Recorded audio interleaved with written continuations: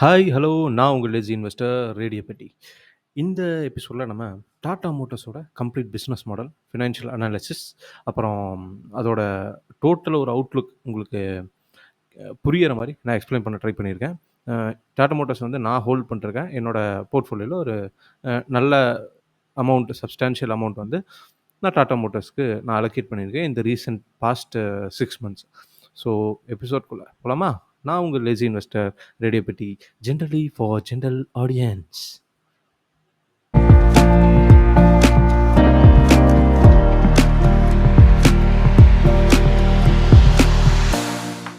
So எங்கேருந்து ஆரம்பிக்கலாம் அப்படின்னு பார்த்தா, ஃபர்ஸ்ட் அவங்களோட என்ன பிஸ்னஸ் மாடலு, என்ன ரெவென்யூ, எதுலேருந்து உங்களுக்கு ரெவென்யூ வருது அப்படின்னு பார்ப்போம். ஓகே.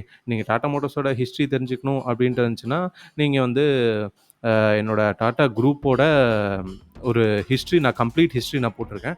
அத நீங்க ரெஃபர் பண்ணிக்கலாம். ஓகே. ஸோ இன்கேஸ் ஏதாவது பேக்ரவுண்ட் நாய்ஸ் இருந்துச்சுன்னா just ignore it. Okay. So first எங்கேருந்து ஆரம்பிக்கலாம், அவங்களுக்கு ரெவென்யூ மிக்ஸ், அதாவது அவங்களுக்கு ஒரு சர்டைன் போர்ஷன் ஆஃப் ரெவென்யூ இருக்கு இல்லையா? அது வந்து எந்தெந்த ப்ராடக்ட்ஸ்லேருந்து அவங்களுக்கு வருது அப்படின்னு பார்க்கணும். ஸோ அப்படி பார்த்தா வந்து மேஜரா 5 செக்மெண்ட்ஸ் இருக்கு. ஒண்ணு commercial vehicles, passenger vehicles, Jaguar land rover, vehicle financing, அப்புறம் மத்த சில ரெவென்யூஸ் அதர்ஸ்ன்னு வச்சுக்கலாம். ஸோ இதில கமர்ஷியல் வெஹிக்கிள்ஸோட ரெவென்யூ ஷேரு, அதாவது ஃபினான்ஷியல் இயர் 2020 2020ல வந்து 14% இருந்தது. இப்போ 2024ல வரைக்கும் அது ஒரு 18% இன்க்ரீஸ் ஆயிருக்கு. ஓகே. ஸோ இடையில வந்து ஃப்ளக்சுவேஷன் இருந்திருக்கு. பட் ஓவராலா பார்க்க போனோம்னா ஒரு டீசென்ட்டான ஒரு இன்க்ரீஸ் இருக்கு. ஸோ பேசஞ்சர் வெஹிக்கிளோடது வெறும் 4% இருந்தது 2020ல. இப்போ 12% மாறி இருக்கு. பிகாஸ் இவி இவி டிமாண்டா இருக்கட்டும், அப்புறம் அவங்களோட எஸ்யூவி டிமாண்டா இருக்கட்டும் ஓவரால் மார்க்கெட்ல. ஸோ அவங்க நல்லாவே பஞ்சுங்கிற மாடல்லாம், பஞ்சு, நெக்ஸான் அப்படிங்கிறதெல்லாம் நல்லாவே லான்ச் பண்ணி, அதுதான் அவங்களோட ஸ்டார் ப்ராடக்ட்டா இருக்கு. Next Jaguar land rover. இதோட ரெவென்யூ தான் வந்து அவங்க டோட்டல் ரெவென்யூ ஒரு சிக்னிஃபிகன்ட் போர்ஷனா இருக்கு. ஸோ பட் ஆனா பாஸ்ட்லேருந்து இப்போ 2020லேருந்து 5 வருஷம் பார்த்தா அது டிக்ளைன் தான் ஆயிருக்கு. அது ஒரு நல்ல விஷயம். ஏன்னா போர்ட்ஃபோலியோ கான்சன்ட்ரேஷன்னு ஒண்ணு சொல்லுவாங்க. அதாவது ஒரு ப்ராடக்ட்ல மட்டுமே ஒரு கம்பெனில நெறைய ரெவென்யூ வந்துட்டுருக்கு அப்படின்னா, அது ரொம்ப ரிஸ்கியா இருக்கு. ஏன்னா அந்த ப்ராடக்ட் சரியா சேல் ஆகல அப்படிங்கும்போது ரொம்ப பெரிய ரிஸ்க். ஸோ அப்படி பார்க்கும்போது 79% தான் இருந்தது ஜாகுவார் லேண்ட் ரோவரோட ரெவென்யூ 2020 ஃபினான்ஷியல் இயர்ல. இப்போ வெறும் 69%ஆ மாறிருக்கு. ஓகே. ஸோ இதோட ஷேர் ஏன் குறைஞ்சிருக்குன்னா, ஒரு இம்பார்ட்டன்ட்டான விஷயம், கமர்ஷியல் வெஹிக்கிளோட ஷேர் கொஞ்சம் இன்க்ரீஸ் ஆயிருக்கு. இந்த பேசஞ்சர் வெஹிக்கிளோட ஷேர் வந்து டபுள் ஆயிருக்கு இந்த பாஸ்ட் 5 இயர்ஸ். ஸோ அதனால தான் இதில ஷேர் வந்து கம்மியான மாரி தெரியுது. பட் ரெவென்யூ இன்க்ரீஸ் ஆயிருக்கு அந்த இண்டிவிஜுவல் ப்ராடக்ட்ல. அது எப்படின்னு சொல்ல போனோம்னா, கமர்ஷியல் வெஹிக்கிள்ஸோட ரெவென்யூ அப்படின்னு பார்த்தா 36,000 கோடியிலேருந்து இப்போ 79,000 கோடி ஆயிருக்கு. கிட்டத்தட்ட டபுள் ஆயிருக்கா? அம் பேசஞ்சர் வெஹிக்கிள்ஸோடது வெறும் 10,000 கோடியா இருந்தது. இப்போ 53,000 கோடி ஆயிருக்கு ரெவென்யூ. இந்த 5 வருஷத்துல 5 ஃபோல்ட் இன்க்ரீஸ் ஆயிருக்கு பேசஞ்சர் வெஹிக்கிளோடது. ஜாகுவார் லேண்ட் ரோவர்து வெறும் 2,00,000 கோடியா இருந்தது. இப்போ 3,00,000 கோடியா மாறியிருக்கு. ஓகே. இன்க்ரீஸ் ஆயிருக்கு. வெஹிக்கிள் ஃபினான்சிங் செக்டர் வந்து டிக்ளைனிங் தான் பார்த்துருக்கு ரெவென்யூஸில். 5,000 கோடியா இருந்து இப்போ 2,200 க்ரோர்ஸ் ஆயிருக்கு. இதில் அதர் ரெவென்யூ அப்படின்னு பார்த்தா பெரிய இன்க்ரீஸ் எல்லாம் ஒன்றும் கிடையாது. ஃப்ளாட்டாக தான் இருந்திருக்கு ஃபார் த பாஸ்ட் 5 இயர்ஸ், கிட்டத்தட்ட 2,500 கோடி அந்த மாதிரி. So okay. இதுலேருந்து என்ன தெரியுது அப்படின்னா, இந்த நம்பர்ஸ் வச்சு பார்க்கும்போது உங்களுக்கு ரெவென்யூ கான்ட்ரிபியூஷன் வந்து டோட்டலாக இன்க்ரீஸ் ஆகிட்டு இருக்கிற ஒரு ட்ரெண்ட் தெரியுதா? எந்தெந்த ப்ராடக்ட்ல இன்க்ரீஸ் ஆயிருக்குன்னு தெரியுதா? ஸோ இப்போ டாட்டாவோட பிளான் என்ன அப்படின்னா, இந்த பேசஞ்சர் வெஹிக்கிள வந்து தனியா பிரிச்சுருவாங்க. டோட்டல் கம்பெனிலேருந்து. இப்போ எப்படி ஐடிசிலேருந்து ஐடிசி ஹோட்டல்ஸ் பிரிச்சாங்க. ஏன்னா என்ன பிரச்சனை இருக்கும், இப்போ எல்லாம் ஒண்ணா இருக்கும்போது, அ ஷேர் மார்க்கெட்ல வந்து ஒரு கம்பெனிய வேல்யூ பண்றதுக்கு, அந்த ஷேர் பிரைஸ் அசைன் பண்றதுக்கு ஒரு பெரிய பிரச்சனை இருக்கும். இவ்வளோ பெரிய கம்பெனியா இருக்குல்ல, ஸோ இதுக்கு வந்து எப்படி இண்டிவிஜுவல் பிசினஸ்க்கு எப்படி வேல்யூ பண்றதுங்கிற ஒரு பெரிய ப்ராப்ளம். இந்த மாரி டீமர்ஜ் பண்ணும்போது தான் ஐடிசி ஹோட்டல்ஸ்க்கு தனி எவ்வளோ ரெவென்யூ, என்ன ஸ்டேட்டஸ் இருக்கு, அதுக்குண்டான வேல்யூ தனியா அரைவ் பண்ண முடியும். ஐடிசியோட பேலன்ஸ் பிசினஸுக்கு தனி வேல்யூவேஷன் பண்ண முடியும். அதே சினாரியோ தான் டாடா மோட்டார்ஸ்லயும். இப்போ கமர்ஷியல் வெஹிக்கிள்ஸ் வந்து மேஜரா நல்லா ரெவென்யூ கான்ட்ரிபியூட் பண்ணாலும், இனி அவங்க கான்சன்ட்ரேட் பண்ண போறது வந்து பேசஞ்சர் வெஹிக்கிள்ஸ்ல. ஏன்னா ரைசிங் இவி டிமாண்ட்லேருந்து, இந்த எஸ்யூவி செக்மெண்ட் டிமாண்ட்லேருந்து ஓவராலா பார்க்க போனோம்னா, டாடா ஒரு நல்ல பிளேஸ்ல இருக்காங்க. டாப் 3க்குள்ளேயே தான் இருப்பாங்க டோட்டல் சேல்ஸ்ல. ஸோ அப்படி பார்க்கும்போது பேசஞ்சர் வெஹிக்கிள்ஸ் தனியா பிரிக்கிறது ஒரு சூப்பரான ஐடியா என்ன பொறுத்தவரைக்கும். சரி இந்த பேசஞ்சர் வெஹிக்கிள்ஸ்னா என்னென்னலாம் வரும்? இங்கே தான் பேசஞ்சர் வெஹிக்கிள்ஸும் ஜாகுவார் லேண்ட் ரோவரும் தனித்தனியா அ இருக்கே அப்படின்னு சொல்ல போனா, அ என்ன லாஜிக்ன்னு பார்த்தா, அவங்க பிரிக்கும்போது பேசஞ்சர் வெஹிக்கிள்ஸ் கூட ஜாகுவார் லேண்ட் ரோவரும் கூட வரும். அப்போ அது ஒரு பெரிய யூனிட். அதாவது கிட்டத்தட்ட அந்த பேசஞ்சர் வெஹிக்கிள் யூனிட் மட்டுமே 3,50,000 கோடி ரெவென்யூ பண்ணும். ஓகே. ஸோ 3,00,000 கோடி ரெவென்யூ பண்ற ஒரு கம்பெனியா அது தனியா பிரிஞ்சிரும். கமர்ஷியல் வெஹிக்கிள் தனியா பிரிஞ்சிரும். மோஸ்ட்லி இந்த ஓவர்வியூவா சொல்ல போனோம்னா, கமர்ஷியல் வெஹிக்கிள்ஸ் வந்து பெரிய மார்ஜின்ல ஜெனரேட் பண்ணாது. மோஸ்ட்லி ஆட்டோ செக்டர்லயே வந்து பெரிய மார்ஜின்லாம் எக்ஸ்பெக்ட் பண்ண முடியாது. பட் குரோத்ன்னு பார்க்க போனோம்னா, பேசஞ்சர் வெஹிக்கிள்ஸ் வந்து இந்தியால பெனட்ரேஷன் ரொம்ப கம்மியா இருக்கு. அதாவது வெறும் 1000 பேருக்கு ஒரு ஆள்கிட்ட தான் கார் இருக்கு அப்படிங்கிற மாரிலாம் டேட்டா வந்திருக்கு. ஸோ இன்னும் கார் பெனட்ரேஷன் வந்து ரொம்ப ஜாஸ்தியாகும். இப்போ பழைய பவர் ட்ரெயின்ஸ் எல்லாம் வச்சிருக்கிறவங்க, பவர் ட்ரெயின்ஸ்னா இந்த பெட்ரோல் என்ஜின், டீசல் என்ஜின் சொல்லுவாங்கல்ல, அந்த மாரி பழைய பவர் ட்ரெயின்ஸ் எல்லாம் வச்சிருக்கவங்க மோஸ்ட்லி ஹைபிரிட், வெஹிக்கிள்னு மாறுவாங்க. ஸோ சேல்ஸ் நெறைய பூஸ்ட் ஆவறதுக்கான வாய்ப்பு இருக்கு. லாங் டேர்ம்ல. ஓகே. ஸோ இதுதான் டாடா மோட்டார்ஸோட revenue mix. So it's a gigantic company and future குரோத்ன்னு பார்க்க போனா எனக்கு ரொம்ப பாசிட்டிவ் அவுட்லுக்கா இருக்கு. ஓகே. ஸோ நவ் அவங்களோட மார்க்கெட் ஷேருக்கு போவோம். 4 வீலர்ஸ் அதாவது பேசஞ்சர் வெஹிக்கிள்ஸ்ல டாடா மோட்டார்ஸோட மார்க்கெட் ஷேர் வெறும் 6.3% இருந்தது. இப்போ 13.9%. இப்போ ஆல்மோஸ்ட் டபுள் ஆயிடுச்சா? டபுளுக்கும் மேல போயிடுச்சு லாஸ்ட் 5 இயர்ஸ்ல. ஸோ எதனால அப்படின்னா, ஒண்ணு சக்ஸஸ்ஃபுல் ப்ராடக்ட் லான்ச்சஸ். நெக்ஸானு, அப்புறம் நம்ம பஞ்ச், அப்புறம் ஈவி வெஹிக்கிள்ஸோட டிமாண்டு. இவங்க ஏர்லியாவே ஈவி வெஹிக்கிள்ஸ் எல்லாம் லான்ச் பண்ண ஆரம்பிச்சுட்டாங்க. ஸோ அந்த அட்வான்டேஜ் வந்து இவங்க கேபிட்டலைஸ் பண்ண முடிஞ்சது அவங்களோட மார்க்கெட் ஷேர் இன்க்ரீஸ் மூலமா. நெக்ஸ்ட் கமர்ஷியல் வெஹிக்கிள் செக்மெண்ட்ல வந்து அவங்க மார்க்கெட் ஷேர் வந்து டிக்ரீஸ் ஆயிருக்கு. And I don't think so இது பெரிய சேலஞ்சிங்கான இதெல்லாம் கிடையாது. ஏன்னா கமர்ஷியல் வெஹிக்கிள்ஸ்ல ரொம்ப சைக்கிளிக்கலா இருக்கும். ஏன்னா அதில் பிஸ்னஸ் டிபெண்டண்ட்டாக இருக்கும்.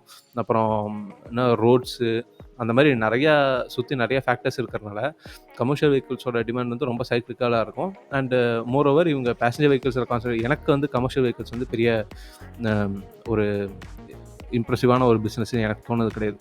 ஸோ பேசஞ்சர் வெஹிக்கிள்ஸ்னு வந்துச்சுன்னா நான் வந்து கமர்ஷியல் வெஹிக்கிள்ஸை நான் ஹோல்டே பண்ண மாட்டேன். நான் பாட்டுக்கு பேசஞ்சர் வெஹிக்கிள்ஸ் இல்லை மற்ற இதில் இன்வெஸ்ட் பண்ணுறேன். ஓகே. ஸோ இதுதான் இவங்களோட 2 ப்ராடக்ட் கேட்டகரியோட 4 வீலர்ஸ் பேசஞ்சர்ஸோடதும் கமர்ஷியல் வெஹிக்கிள்ஸோடதும் மார்க்கெட் ஷேர். ஓகே. ஸோ இப்போது நெக்ஸ்ட் என்ன பார்க்க போனோம்னா அவங்களோட பிஎன்எல், அவங்களோட பேலன்ஸ் ஷீட்டு எப்படி அவங்களோட ட்ரெண்ட் இருக்குது பாஸ்ட்டு ஹிஸ்ட்ரியில் அப்படின்னு பார்க்க போகிறோம். ஸோ 2014ல் 2,30,000 கோடியாக இருந்தது ரெவென்யூ. இப்போ 4,37,000 கோடியாக ஆயிருக்கு. ஸோ நம்பர்ஸ்ன்னு பார்க்கும்போது ரொம்ப பெருசாக இருக்குல்ல உங்களுக்கு. க்ரோத்தும் ஓரளவுக்கு ஓகே தான் இருந்திருக்கு.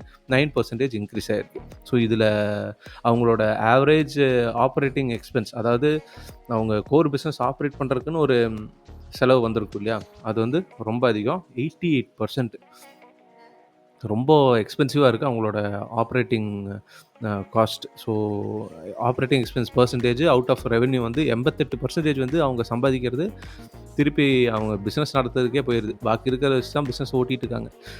நெக்ஸ்ட் ஆப்ரேட்டிங் ப்ராஃபிட் மார்ஜின், அதாவது இந்த ஆப்ரேட்டிங் எக்ஸ்பென்ஸ் போக ஒரு லாபம் வரும் இல்லையா, அது எவ்வளோ இருக்குது அப்படின்னு பார்த்தா வெறும் ஆவரேஜாக சொல்ல போனால் 12% தான். ரொம்ப கம்மி. ஏன்னா நெட் ப்ராஃபிட்டோட பர்சன்டேஜ் அவ்வளோ இருக்கணும். பட் 12% தான் இருக்குது. Compared to Maruti, Mahindra and Mahindra, அவங்க 2 பேர் கூட கம்பேர் பண்ணும்போது இந்த மார்ஜின் வந்து கம்மி தான். ஸோ மஹேந்திராவுக்கு வந்து 14% இருக்குது ஆப்ரேட்டிங் ப்ராஃபிட் மார்ஜின். மாருதிக்கு வந்து கிட்டத்தட்ட 13% இருக்குது. ஆவரேஜ் நான் சொல்கிறேன். ஸோ இவங்களுக்கு 12. ஸோ லோவஸ்ட்டே வந்து டாடா மோட்டார்ஸ் தான். Next interest expense. இது ரொம்ப இம்பார்ட்டண்ட்டான ஒரு விஷயம். எனக்கு வந்து நான் இதுக்கு முன்னாடி இருக்கிற வீடியோ எந்த ஸ்டாக்காக இருந்தாலும் 2 முக்கியமான விஷயம் நான் பார்ப்பேன். ஒன்று இன்ட்ரெஸ்ட் எக்ஸ்பென்ஸ், அதாவது வட்டி எவ்வளோ கட்டிட்டு இருக்காங்க. இன்னொன்று டெப்ரிசியேஷனோட எக்ஸ்பென்ஸ், அதாவது தேய்மானம் எவ்வளோ ஆகுது. இப்போ நான் நிறையா கடன் வாங்கினா இன்ட்ரெஸ்ட் எக்ஸ்பென்சஸ் கூடும். அது போக இன்ட்ரெஸ்ட் ரேட் ஏறினாலும் இன்ட்ரெஸ்ட் எக்ஸ்பென்ஸ் கூடும். அந்த மாதிரி டெப்ரிசியேஷன், இந்த தேய்மானம் ஏன் அதிகமாகும் அப்படின்னா நிறையா fixed asset, plant and machinery, heavy capital requirement இருக்கிற அசெட் அதெல்லாம் வாங்குறாங்க. அப்படிங்கும்போது அதுலேயே தேய்மானம் ரொம்ப அதிகமாக இருக்கும்.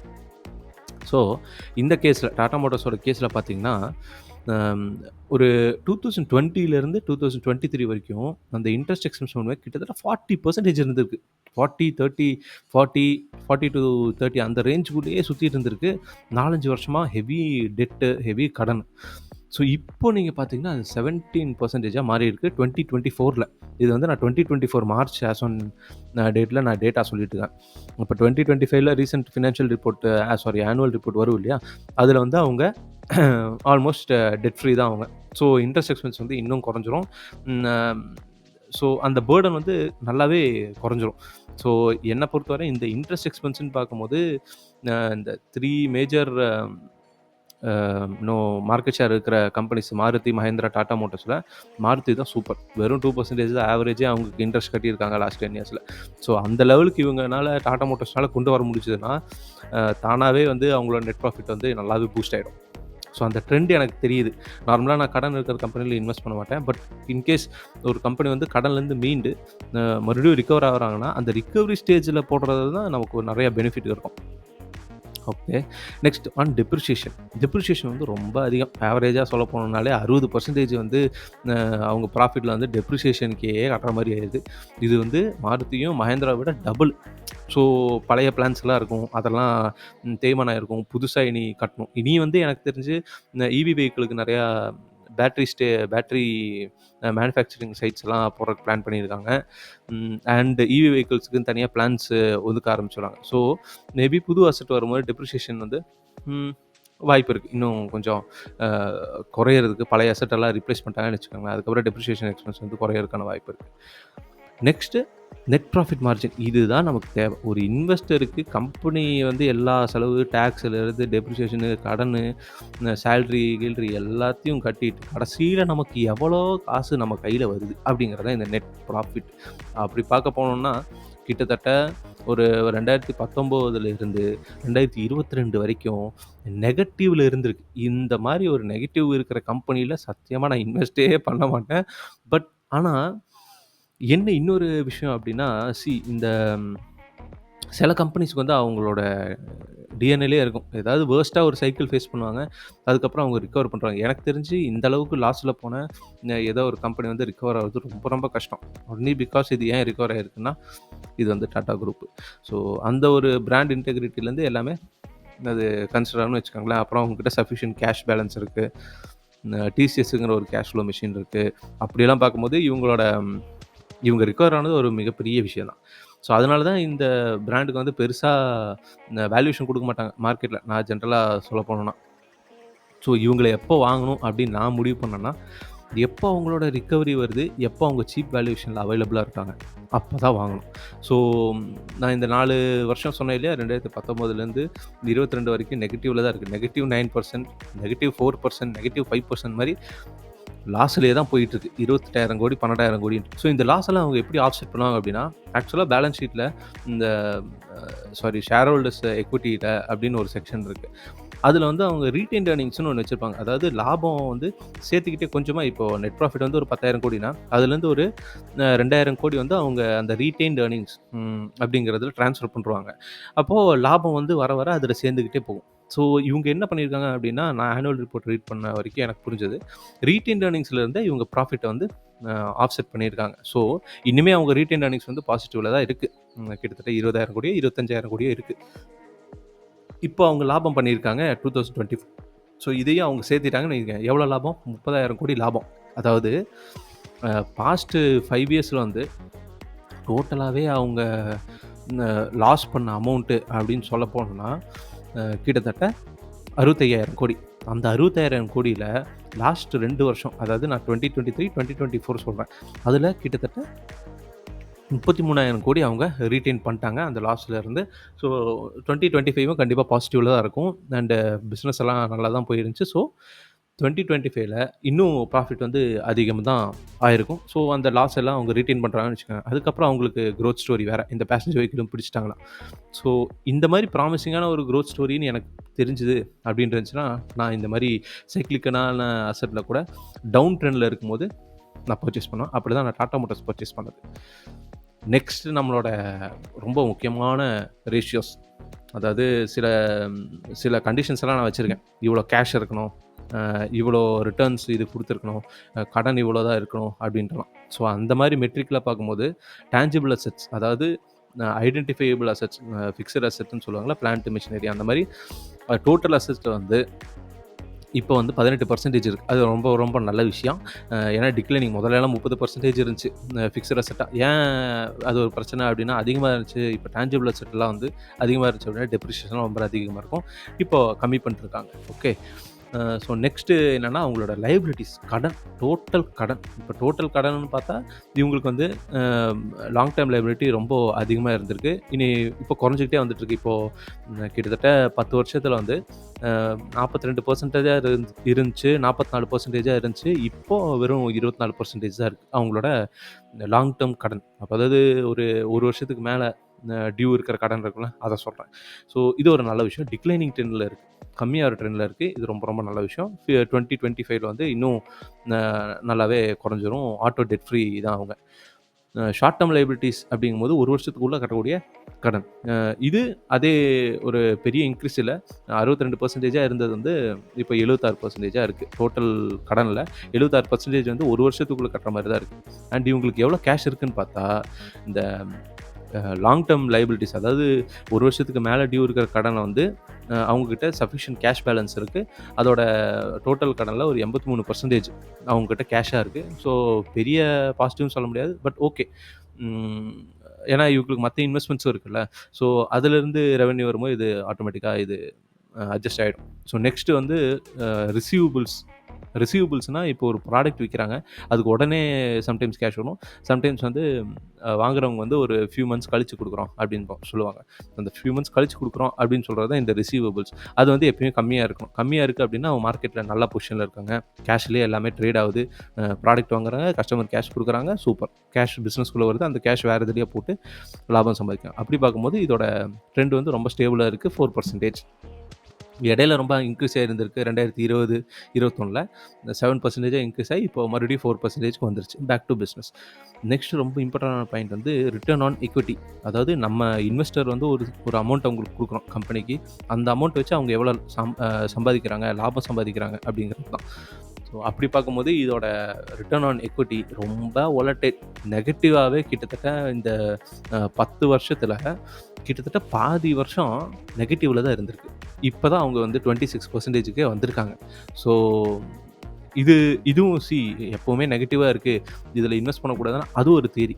நெகட்டிவா இருக்கிறதுல இன்வெஸ்ட் பண்ணக்கூடாது. நான் மோஸ்ட்லி அப்படிதான் பண்ணுவேன். நெகட்டிவா ரிட்டர்ன்ஸ் குடுக்குறாங்கன்னா, அவங்ககிட்ட நம்ம எதுக்கு இன்வெஸ்ட் பண்ணணும்னு சொல்லி நான் இன்வெஸ்ட்டே பண்ண மாட்டேன். பட் சம்டைம்ஸ் நெகட்டிவா இருக்கிறவங்க வந்து ரிகவர் ஆகி, மேனேஜ்மென்ட் சேஞ்ச் ஆகி, ப்ராடக்ட் அவங்க கரெக்ட்டா கண்டுபிடிச்சு, கரெக்ட்டா லான்ச் பண்ணி, மார்க்கெட்ட கேப்சர் பண்ணி, எல்லாத்தையும் ரெடி பண்ணிட்டு இருக்காங்கன்னு வச்சுக்கோங்க. அந்த டைம்ல தான் நான் என்டர் ஆகணும்னு இன்னொரு ஆப்ஷன் நான் வச்சிருக்கேன். அப்படி ஒரு ஆப்ஷன்ல தான் எனக்கு டாடா மோட்டார்ஸ் கிடைச்சது. இல்லைனா நான் கண்டிப்பா டாடா மோட்டார்ஸ நான் வாங்கியிருக்கவே மாட்டேன். ஸோ அப்படி பார்க்கும்போது return on equity not satisfying worst. ஆனாலும் I have consider investing. Next debt to equity. அதாவது கம்பெனி வந்து எவ்வளோ கடன் வாங்கியிருக்காங்க, ஷேர் ஹோல்டர்ஸ் கிட்டேருந்து எவ்வளோ காசு வாங்கியிருக்காங்க. இது 2ம் ரேஷியோ பார்க்குறது தான். ஸோ கடன் வந்து எப்பயும் ஷேர் ஹோல்டர்ஸ் கிட்டேருந்து வாங்குறது கம்மியாக தான் வாங்கியிருக்கணும். ஏன்னா ஷேர் ஹோல்டர்ஸ் கிட்டேருந்து ஒரு காசு வருதுன்னா, அதுக்கு வந்து அவங்க கம்ப்ளீட்டாக லாஸ் ஆனா கூட ஷேர் ஹோல்டர்ஸுக்கு திருப்பி குடுக்கணும் அப்படிங்கிற அவசியம் கிடையாது. ஃபுல் ரிஸ்க் வந்து ஷேர் ஹோல்டர்ஸ் கிட்ட ஸ்ப்ரெட் ஆயிருது. ஆனா கடன் வாங்கியிருக்காங்க, பேங்க் கிட்டயோ யார்ட்டயோ பாண்டுலயோ கடன் வாங்கியிருக்காங்க அப்படின்னா, அந்த காசு வந்து திருப்பி குடுத்துதான் ஆகணும். அவங்க லாஸ் பண்ணாலும் சரி, இல்லைனாலும் சரி அவங்க திருப்பி குடுத்துதான் ஆகணும். ஸோ அதனால தான் வந்து கடன் எப்பயும் கம்மியா வச்சுக்கணும். ஷேர் ஹோல்டர்ஸோட இன்வெஸ்ட்மெண்ட்ட விட. ஆனா இங்க வந்து 1.19 இருக்கு. அதாவது கடன் கொஞ்சம் அதிகமா தான் இருக்கு. ஷேர் ஹோல்டர்ஸோட அ இன்வெஸ்ட்மெண்ட்ட கம்பேர் பண்ணும்போது. ஏன் இதுல நான் என்ன ஒரு பாசிட்டிவ் நான் பார்க்குறேன்னா, கிட்டத்தட்ட பாஸ்ட் ஒரு 4 இயர்ஸா அவங்களோடது வந்து 2க்கு மேல இருந்துச்சு. அதாவது ஷேர் ஹோல்டர்ஸ் கிட்ட வாங்குறத விட டபுள் மடங்குக்கு மேல அவங்க கடன் வாங்கியிருக்காங்க. ஸோ இப்போ அது 1.19ஆ மாறிருக்கு. 2.4லேருந்து 1.19னா இதுவும் ஒரு சூப்பரான டிக்ளைனிங் ட்ரெண்டு. கடன வந்து நெறையாவே அடைச்சுட்டாங்க. இப்போ ரொம்ப கம்மியாயிட்டு வருது. கூடிய சீக்கிரம் அது பிலோ 1 தான். எனக்கு தெரிஞ்சு 2025ல பிலோ 1. ஸோ பெர்ஃபெக்ட்டா அது பொசிஷன்ல வந்துரும். ஓகே. ஸோ ஏன் இதில வந்து மத்தவங்க இன்வெஸ்ட் பண்ண மாட்றாங்க? ஏன் இவ்வளோ இந்த ஷேர் வந்து இவ்வளோ ட்ராப் ஆயிருக்கு அப்படின்னு சொல்ல போனா, சி நார்மலா இப்போ ஒரு ஷேர் இன்க்ரீஸ் ஆகுதுன்னு வச்சுக்கோங்களேன். அதுக்கு நம்ம ஆளுங்க லாஜிக்லாம் பார்க்க மாட்டாங்க. ஷேர் இன்க்ரீஸ் ஆகுது. அத வந்து நம்ம போடுவோம். அதில ப்ராஃபிட் வரும் அப்படின்னு நெனைப்பாங்க. ஆனா, ஒரு நெகட்டிவ் சிச்சுவேஷன் வந்துட்டா போதும். அப்போ வந்து என்ன பண்ணிருவாங்க, இருக்கிற ஃபினான்ஷியல்ஸ் எல்லாத்தையும் உட்காந்து நோண்டிக்கிட்டு இருப்பாங்க. அப்பதான் இந்த மாரி இந்த ஸ்க்ரீனர்னு ஒரு வெப்சைட் இருக்குது. அதுலலாம் போவாங்க. அதில ப்ராஃபிட் அண்ட் லாஸ்ன்னு இருக்கும். பேலன்ஸ் ஷீட்டுன்னு இருக்கும். இதெல்லாம் பார்த்துட்டு, "ஐய்யய்யோ! இந்த கம்பெனில நம்ம இன்வெஸ்ட் பண்ணோம்." அப்படின்னு சொல்லிட்டு வெளில வர ஆரம்பிச்சுருவாங்க. இதுதான் மோஸ்ட்லி நடக்கும். இதோட 10 வருஷம் பிஇ ரேஷியோ அப்படிம்பாங்கல்ல, பிரைஸ் டூ ஏர்னிங்ஸ். அதாவது கம்பெனி எவ்வளோ லாபம் சம்பாதிக்குது, அதுக்கு ஷேர் ஹோல்டர்ஸ் எவ்வளோ காசு குடுக்குறதுக்கு தயாரா இருக்காங்க. அப்படின்னு பார்க்கும்போது, இந்த கம்பெனி பாசிட்டிவா ரெவென்யூ பண்ணிட்டு இருக்கும்போது எல்லாமே, அதாவது ஃப்ரம் 2015ல இருந்து 2000 ஆகஸ்ட் 18 கிட்டத்தட்ட 18 வரைக்கும் என்ன பண்ணியிருக்காங்க அப்படின்னா, ஷேர் ஹோல்டர்ஸ் வந்து இதுக்கு கம்மி விலைய தான் குடுத்துருக்காங்க. அதாவது நெகட்டிவ்லலாம் பிஇ போயிருக்கு. 15 டைம், 17 டைம்லாம் குடுத்துருக்காங்க கம்மியா. அதுக்கப்புறம் இப்போ நெகட்டிவ் ஏர்னிங்ஸ் போனதுக்கப்புறம் அ அவங்களோட ஷேர் பிரைஸும் அதில ரிஃப்ளெக்ட் ஆயிருக்கு. இப்போ வந்து அதோட ஏர்னிங்ஸ் வந்து பாசிட்டிவ். இப்போ ஃப்ரம் 2023ல இருந்து ஒரு பாஸ்ட் ஒரு 3, 4 இயர்ஸாவே அவங்களோட ஏர்னிங்ஸ் வந்து ரொம்பவுமே குரோத் ஆயிருக்கு. பிகாஸ் ஆஃப் அந்த டெக்னாலஜிலேருந்து trend, EV trend, SUV trend எல்லாத்தையும் கேப்சர் பண்ணனால. இப்போ இபிஎஸ் வந்து எக்ஸ்ட்ரார்டினரியா இன்க்ரீஸ் ஆயிருக்கு. வெறும் ரூ. 5 ஒரு ஷேருக்கு லாபம் குடுத்துட்டு இருந்தவங்க, இப்போ கிட்டத்தட்ட ரூ. 93 குடுத்துருக்காங்க. ஸோ இது வந்து எக்ஸ்போனன்ஷியலான இன்க்ரீஸ். இப்போ ஏன் இது கம்மியா இருக்கு? ஏன் ஒரு ஷாக்ல இருக்கு? அப்படின்னு என்னோட ஒரு புரிதல் என்ன அப்படின்னா, நம்ம ட்ரம்ப் தான் வந்து நான் இது பண்ணுவேன், ஆட்டோ காம்போனன்ட்ஸ் வந்து டாரிஃப் போடுவேன். அதெல்லாம் சொல்லியிருக்காங்க. அதுக்கப்புறம் ரிசெஷனோட ஃபியர் இருக்கு. ஏன்னா நார்மலி ரிசெஷன்னு அந்த மாரி ஃபியர் இருந்துச்சுனாலே, அ அது வருதோ இல்லையோ, நார்மலா மக்கள்லாம் பயந்துருவாங்க. செலவு பண்ண மாட்டாங்க. சேர்த்து வைக்க தான் பார்ப்பாங்க. அப்படி இருக்கும்போது கார்லாம் வந்து லக்ஸுரி ஐட்டம் தானே. ஸோ அவங்க அதில செலவு பண்ண மாட்டாங்க. கார் நெறைய பேர் வாங்க மாட்டாங்க. இந்த கமர்ஷியல் வெஹிக்கிள் விக்காது. பிசினஸ் கம்மியா இருக்கும். ஓவராலா சென்டிமென்ட் நெகட்டிவா இருக்குன்னு முன்னாடியே முடிவு பண்ணி, இப்பயே அடிக்க ஆரம்பிச்சுருவாங்க. இதுதான் என்னோட புரிதல். ஸோ அப்படி சொல்ல போனோம்னா, 10 வருஷத்தோட ஷேர் பிரைஸ் பார்த்தா, கிட்டத்தட்ட 2015ல வந்து ₹519 தான் இருந்திருக்கு. இப்போ வந்து மறுபடியும் இது ஒரு 650 அந்த மாரி ட்ரேட் ஆயிட்டு இருக்கு. ஓகே. ஸோ இதுக்கு நடுவுல கார்ப்பரேட் ஆக்ஷன்ஸ் எல்லாம் இருக்கும். கார்ப்பரேட் ஆக்ஷன்னா போனஸ், ஸ்பிளிட் அந்த மாரி எதாவது இருந்துச்சுன்னா நம்ம செக் பண்ணி தான் பார்க்கணும். பட் ஜென்ரலா போனோம்னா ரொம்ப வாலடைலான ஒரு கம்பெனி. அம் பட் எனக்கு தெரிஞ்சு இதோட இந்த ஆட்டோ செக்டர்லயே வந்து ஒரு ஷிஃப்ட் இப்ப நடந்திருக்கு. இதுக்கு முன்னாடி இவ்வளோ பெரிய ஷிஃப்ட் நடந்தது கிடையாது. அ எல்லா பேசஞ்சர் வெஹிக்கிள்ஸ்லேருந்து பெருசா டெக்னாலஜி இம்ப்ரூவ் ஆகியோ, ஃபியூயல் ஆப்ஷன்ஸ் இம்ப்ரூவ் ஆகியோ நான் பார்த்தது கிடையாது. ஆனா இப்போ ஃபியூயல் ஆப்ஷன்ஸ் வந்து கம்ப்ளீட்டா மாறியிருக்கு. டெக்னாலஜி கம்ப்ளீட்டா இப்போ வெறும் காருன்னு மட்டும் பார்க்குறது இல்ல. அந்த காருக்குள்ள என்ன சாஃப்ட்வேர் இருக்கு, அது எப்படி நம்மள அசிஸ்ட் பண்ணுது, அந்த மாரி சர்வீசஸ் ஓரியன்டடா போயிடுச்சு. ஸோ கார் எங்க மேனுஃபேக்சர் பண்ணாலுமே, சர்வீசஸ் அதில நல்லா இருந்துச்சு அப்டின்னா ஆளுங்க வாங்குறாங்க. ஸோ இந்த விஷயத்தில வந்து டாட்டாக்கு ஒரு பெரிய ஒரு ப்ளஸ் பாயிண்ட் இருக்கு. ஏன் அப்டின்னு பார்த்தா, எதுனால? ஏன் வந்து நான் அவங்களுக்கு பெரிய ஒரு ப்ளஸ் பாயிண்ட் இருக்கு அப்டின்னு சொல்றேன்னா, அவங்களோட சப்சிடியரீஸ். டாடா மோட்டார்ஸோட சப்சிடியரீஸ் யாருன்னு தெரியுமா? இதோ உங்களுக்காக. எங்கே அந்த ஷீட்டு? எங்க போய் ஒளிஞ்சுகிட்டு இருக்கு? இந்தா சப்சிடியரீஸ். அதாவது டாடா மோட்டர்ஸ் நீங்க வாங்குறீங்க அப்டின்னா, கிட்டத்தட்ட ஒரு 10, 15 கம்பெனி உங்க டாடா மோட்டார்ஸ்குள்ளேயே இருக்கு. அது என்னென்னன்னு உங்களுக்கு தெரியுமா? இந்தா சொல்றேன். 1 பேசஞ்சர் காரு, இன்னொன்னு எலக்ட்ரிக்கு, இன்னொன்னு கமர்ஷியல் வெஹிக்கிள். இத நம்ம பார்த்துட்டோம். நெக்ஸ்ட்டு மேஜரா சொல்லப்போனோம் அப்டின்னா, டாடா டெக்னாலஜிஸ். டாடா டெக்னாலஜிஸ்ல டாடா மோட்டார்ஸ்க்கு கிட்டத்தட்ட 53% ஷேர் இருக்கு.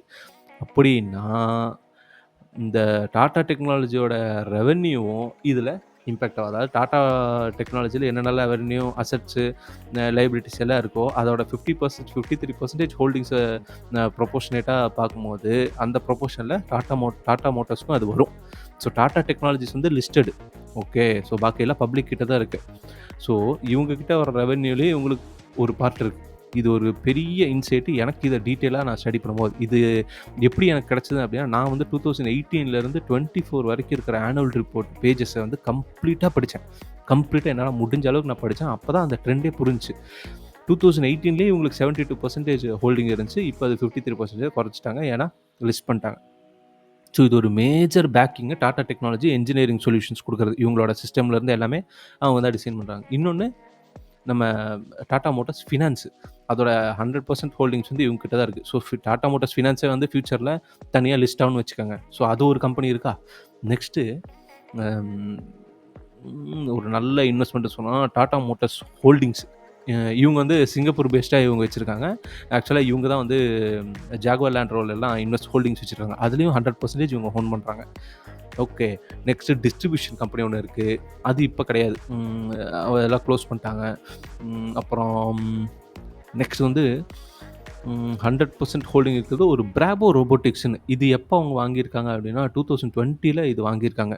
அதாவது இண்டஸ்ட்ரியல் ரோபோட்ஸ் எல்லாம் அ மேனுஃபேக்சர் பண்றவங்க. பிராவோ ரோபோட்டிக்ஸ் அண்ட் ஆட்டோமேஷன் அப்படின்னு சொல்லிட்டு. ஸோ இது டாடா ஆட்டோ காம்போனன்ட்ஸ்ன்னு இவங்களுக்கு ஒரு கம்பெனி இருக்குது. அதில் வந்து இண்டஸ்ட்ரியல் ரோபோட்ஸ் எல்லாம் இவங்க யூஸ் பண்ணுறாங்க. ஸோ இண்டஸ்ட்ரியல் ரோபோட்ஸ்க்கும் இவங்களே வச்சுருக்காங்கன்னு வச்சுக்கோங்களேன். இவங்களே மேனுஃபேக்சர் பண்ணி இவங்களே மேனுஃபேக்சரிங் பிளான்ட் எல்லாம் செட்டப் பண்ணி ரோபோட்டிக்ஸ்லேருந்து ஃபுல்லாமே இவங்ககிட்ட இருக்குது. ஸோ ரோபோட்டிக்ஸ்லேயும் இன்வெஸ்டடாக இருக்காங்க. Next precision industries. Tata precision industries. இவங்க வந்து இந்த ஏரோஸ்பேஸு, ஆட்டோ, எலக்ட்ரானிக்ஸ்க்கு வந்து காம்பனன்ட்ஸ் எல்லாம் தயாரிப்பாங்களா, அதை தயாரிக்கிறாங்க. அந்த ஒரு கம்பெனி இருக்குது. காம்பனன்ட்ஸும் உள்ளே இருக்குது. நெக்ஸ்ட்டு நம்மளோட ஆட்டோமொபைல் கார்ப்பரேஷன் நீட்டா ஆட்டோ காம்பனன்ட்ஸ். இதுவும் ஒரு கம்பெனி உள்ளே இருக்குது. Associate company. Okay. So associate கம்பெனினா 20%லேருந்து 50%க்குள்ளே ஹோல்டிங் இருக்குது இந்த கம்பெனினா, அப்போ வந்து அது டாடா மோட்டார்ஸோட அசோசியேட் கம்பெனி. இவங்களுக்கு எவ்வளோ ஹோல்டிங்ஸ் இருக்குது? டாடா மோட்டார்ஸ் வந்து டாடா ஆட்டோ காம்பனன்ட்ஸில் 26% வந்து ஹோல்ட் பண்ணியிருக்காங்க. அது என்ன ப்ராக்கெட்டில் வருது? 20-50%. அதனால தான் இது அசோசியேட். சப்சிடரினா 50%க்கு மேலே ஹோல்டிங் இருந்துச்சு அப்படின்னா அது சப்சிடரி. ஓகே. ஸோ ஹிட்டாச்சி இருக்குது உள்ள. கன்ஸ்ட்ரக்ஷன் எக்யூப்மெண்ட் ஹிட்டாச்சி நீங்கள் பார்த்துருப்பீங்க இல்லையா? நம்ம ஜேசிபி, எக்ஸ்கவேட்டர் அதெல்லாம் இருக்கும். இந்த infra equipment, construction equipment. So அதுலேயும் உங்களுக்கு ஹோல்டிங்ஸ் இருக்குது. ஸோ இதுக்குள்ள பல இன்வெஸ்ட்மெண்ட் இருக்குது. ஒரு சிக்கன் 65க்குள்ளே 65 கோழி இருக்குது அப்படின்னு சொல்கிற மாதிரி ஒரு டாடா மோட்டார்ஸ்குள்ள 10-15 இண்டிவிஜுவல் கம்பெனி இருக்குது. இப்போ இவங்க இதுலேருந்து எதை பிரிக்கிறாங்க? வெறும் கமர்ஷியல் வெஹிக்கிளை மட்டும் பிரித்து பேசஞ்சர் வெஹிக்கிளை பிரிக்க போகிறாங்க. பிரித்ததுக்கப்புறம் அந்தந்த இண்டிவிஜுவல் கம்பெனிக்குள்ளே எந்தெந்த சப்சிடரி வரும்னு அப்போ தான் நமக்கு தெரியும். ஆனால் இது ஒரு பெரிய ஜைஜான்டிக் கம்பெனி. இப்போ இதோட வேல்யூ தெரியாது. இது ஒன்றொன்னா பிரியும் போது இதோட எக்ஸாக்ட் வேல்யூ நமக்கு தெரியும். ஸோ இது வந்து இந்த எலிஃபெண்ட் இன் தி ரூம் அப்படிம்பாங்களே, அந்த மாதிரி தான் நம்ம டாடா மோட்டார்ஸ். ஓகே. ஸோ இதுதான் நான் டாடா மோட்டார்ஸை பற்றி கம்ப்ளீட்டாக உங்களுக்கு சொல்லணும் அப்படின்னு நான் விருப்பப்பட்டது. ஐ திங்க் ஓரளவுக்கு நான் கவர் பண்ணிட்டேன். அண்டு இதை நான் ஹோல்ட் பண்ணியிருக்கேன்னா, ஆமாம், என்னோட போர்ட்ஃபோலியோ ஒரு சிக்னிஃபிகண்ட் அமௌண்ட் என்னோட போர்ட்ஃபோலியோவில் auto stock, car company stock, manufacturing company அந்த மாதிரி பார்த்தா டாடா மோட்டார்ஸ் மட்டும்தான் இருக்குது. வேறு எந்த கம்பெனியும் கிடையாது. ஸோ இது என்னோட போர்ட்ஃபோலியோவில் வந்து 8 to 9 times பியில் வந்து நான் வச்சுருக்கேன். நான் 1000 rupees ஆவரேஜ் பண்ணி லோவஸ்ட் பாயிண்ட் போச்சு இல்லையா, அது வரைக்கும் நான் ஆவரேஜ் பண்ணி வச்சுருக்கேன். So I am very comfortable position. Original ப்ரைஸுக்கு ரிட்டர்ன் ஆனாலே வந்து என்னோடய இன்வெஸ்ட்மெண்ட்ஸ் வந்து டபுள் ஆகிடும்னு வச்சுக்கோங்க. ஸோ இந்த மாதிரி ஃபியர் இருக்கும்போது தான் இந்த மாதிரி ஸ்டாக்ஸ் எல்லாம் நம்ம கண்ணில் போடும், டப்புன்னு வாங்கிக்கிறோம். லாஸ்ட் 6 months நான் இது தான் வாங்கிட்டு இருக்கேன். வேறு எந்த ஸ்டாக்கும் ஆட்டோ கம்பெனிஸில் ஆட்டோ செக்டரில் வாங்கலை. ஸோ இந்த மாதிரி ஏதாவது வந்துச்சுன்னு வச்சுக்கோங்களேன், டப்புன்னு எடுத்து பாக்கெட்டுக்குள்ளே போடுவேன். ஓகே. இதோட இந்த எபிசோட் நான் முடிச்சுக்கிறேன். நான் உங்கள் லேசி இன்வெஸ்டர் ரேடியோ பற்றி ஜென்ரலி ஃபார் ஜென்ரல் ஆடியன்ஸ். பாய். இந்த சேனல் உங்களுக்கு பிடிச்சிருந்துச்சுன்னா லைக் பண்ணுங்க, ஷேர் பண்ணுங்க, சப்ஸ்கிரைப் பண்ணுங்க.